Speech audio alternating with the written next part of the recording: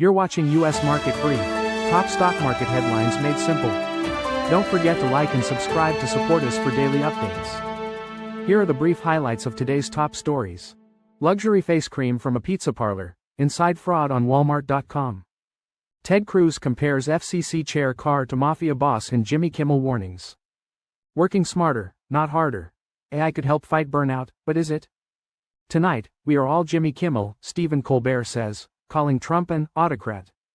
Kevin Durant has access restored to his Coinbase Bitcoin account after years of being locked out. Cramer's week ahead. New inflation data and earnings from Micron and Costco. RFK Jr.'s vaccine panel weakens COVID shot recommendations, calling it an individual decision. Trump is threatening broadcast station licenses, what that means, and how it all works.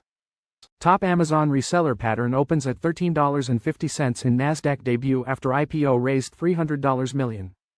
Trump says, I'm winning, after judge tosses his $15 billion NY Times lawsuit. StubHub's stock plunges 10% in third day on NYSE as post-IPO slump deepens. Steve Bannon floats idea of Bessent running both Treasury and the Fed. Microsoft raises Xbox prices in US due to economic environment. Business travel and expense startup Navan files for initial public offering in booming deal market. Former Disney CEO Eisner backs Jimmy Kimmel, blasts FCC, intimidation of ABC. Now, let's dive deeper into the details. A Walmart.com customer bought what she thought were Nariva brain supplements. The supplements arrived with misspellings and different packaging. They were confirmed counterfeit. The seller had stolen another business's identity. Walmart.com's marketplace has grown rapidly, but this growth has come at a cost. Shoppers are receiving counterfeit and potentially dangerous products. Many sellers are not who they claim to be. Walmart relaxed seller vetting to compete with Amazon. Senator Ted Cruz criticized Federal Communications Commission Chairman Brendan Carr for comments about Jimmy Kimmel. Carr made these comments shortly before ABC pulled Kimmel's show off the air. Cruz took issue with Carr seemingly threatening to cancel ABC's broadcast license. This was due to Kimmel's remarks concerning the death of conservative activist Charlie Kirk. Cruz compared Carr's language to a scene from the movie Goodfellas. He likened it to a mafia threat. Despite working with Carr, Cruz called his words dangerous. President Trump disagreed with Cruz and praised Carr as a patriot. Burnout is a growing problem, impacting employee well-being and company profits. The World Health Organization recognizes burnout as an occupational phenomenon, affecting businesses worldwide. Studies show burnout costs United States companies thousands of dollars per employee annually. Many companies are using AI tools like ChatGPT to address this issue. These tools can automate tasks, summarize information, and assist with content creation. A global study found that many employees already use AI at work. However, workers still spend significant time on tasks AI could handle. AI can reduce stress by suggesting breaks and rebalancing workloads. Stephen Colbert defended fellow late-night host Jimmy Kimmel and called President Donald Trump an autocrat. Colbert opened his show by saying, "Tonight we are all Jimmy Kimmel." He called the suspension of Jimmy Kimmel Live blatant censorship. The suspension followed comments Kimmel made connecting the alleged killer of Charlie Kirk to the MAGA movement. Colbert stated that with an autocrat, you cannot give an inch. He expressed full support for Kimmel and his staff. Colbert dedicated his show to free speech and Kimmel's team. President Trump praised Kimmel's suspension and suggested the Federal Communications Commission might revoke licenses of networks against him. National Basketball Association star Kevin Durant has regained access to his Bitcoin holdings. He was locked out of his Coinbase account for several years. Coinbase Chief Executive Officer Brian Armstrong confirmed the account recovery on social media. This follows Durant and his agent Rich Kleiman publicly discussing the issue at a recent conference. Durant originally purchased Bitcoin on Coinbase in 2016. He learned about Bitcoin during a dinner with Golden State Warriors teammates. Bitcoin traded between $360 and $1,000 in 2016. It is now trading around $116,000. CNBC's Jim Cramer discussed the upcoming week on Wall Street.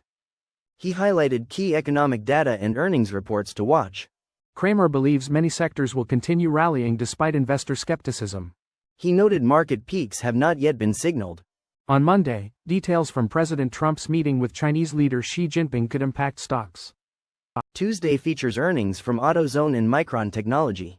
Cramer is optimistic about AutoZone, citing strong demand for car parts.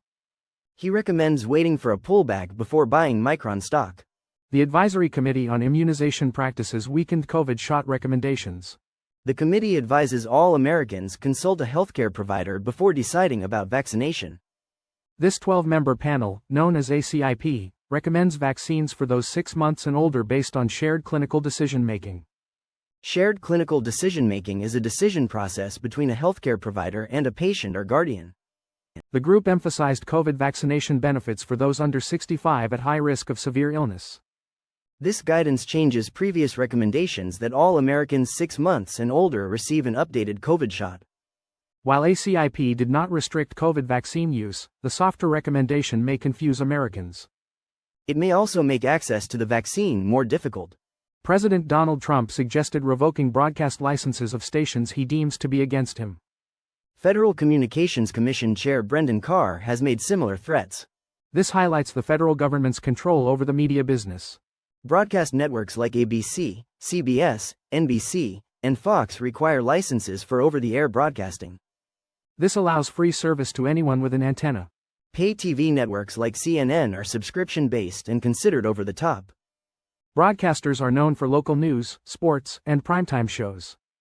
The FCC regulates broadcasting through public spectrum licensing. Pattern Group, a major Amazon reseller, launched its initial public offering on NASDAQ Friday. The stock opened at $13.50, slightly below the initial public offering price of $14. It closed up 11% at $15.63. The offering raised $300 million, valuing the company at about $2.5 billion. The Utah-based company, founded in 2013, helps brands optimize online sales. It partners with brands like Nestle, Panasonic, and Skechers. Pattern ranks as the number 2 Amazon seller in the United States based on customer reviews. The company reported 39% revenue growth year over year in the second quarter, reaching $598.2 million. A Florida judge dismissed Donald Trump's $15 billion lawsuit against the New York Times. The judge called the lawsuit improper and impermissible. Trump is allowed to refile a shorter, revised complaint. The judge criticized the original lawsuit for excessive length and praise of Trump. Trump claimed he was winning despite the dismissal. He criticized the reporter who informed him of the dismissal and called ABC News a terrible network. The judge noted the original lawsuit was 85 pages and filled with irrelevant information. He limited the amended lawsuit to 40 pages. StubHub stock fell 10% on Friday, its third consecutive decline since its New York Stock Exchange debut on Wednesday. The online ticket vendor is now trading at $18.46, down 21% from its initial public offering price of $23.50. Trading under the ticker symbol STUB, StubHub has underperformed compared to other recent market entrants like Klarna, Figma, and Circle. Meanwhile, cybersecurity firm Netskope saw a 10% increase on Friday, its second day of trading. StubHub had previously postponed its initial public offering twice, most recently in April due to market instability caused by tariff announcements. The company's market capitalization has decreased from $8.6 billion at its initial public offering to approximately $6.8 billion. StubHub, founded in 2000, primarily profits from facilitating ticket resales, and its first quarter revenue increased 10% year over year to $397.6 million. However, the company also reported a widened net loss of $35.9 million compared to $29.7 million the previous year. Steve Bannon suggests an unconventional idea. Treasury Secretary Scott Bessent should lead both the Treasury and the Federal Reserve. Bannon shared this proposal during a podcast interview with former White House Press Secretary Sean Spicer. He recommended that Bessent hold both positions, potentially until the midterm elections. After the elections, Bannon suggested, Bessent could step down from the Treasury and focus solely on the Federal Reserve. Bannon, a former White House strategist, maintains influence within the administration. However, the White House has rejected the idea, stating it has never been under consideration. While historically unusual, there is some precedent for Treasury involvement with the Federal Reserve. Before 1935, the Treasury Secretary served as an ex officio member of the Federal Reserve Board.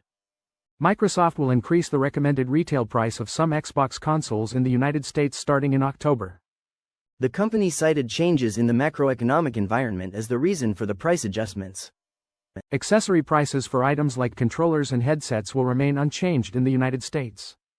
Xbox prices in other countries will also stay the same. Microsoft acknowledged the challenges these changes present and stated the decision was made carefully. This is the second United States Xbox console price increase from Microsoft this year. Competitors Sony and Nintendo have also raised console prices in the United States. The Xbox Series S price is increasing by $20 to $399. Navin, a business travel and expense management startup, has filed for an initial public offering. The company plans to list on the Nasdaq Global Select Market under the ticker symbol NAVN. Navin reported trailing 12-month revenue of $613 million, a 32% increase, with over 10,000 customers. The company also reported gross bookings of $7.6 billion, a 34% increase. Goldman Sachs and Citigroup will manage the offering. Navin was ranked number 39 on this year's CNBC Disruptor 50 list. The initial public offering market has rebounded this year, with deal activity up 56%. This year has been the best year for initial public offerings since 2021.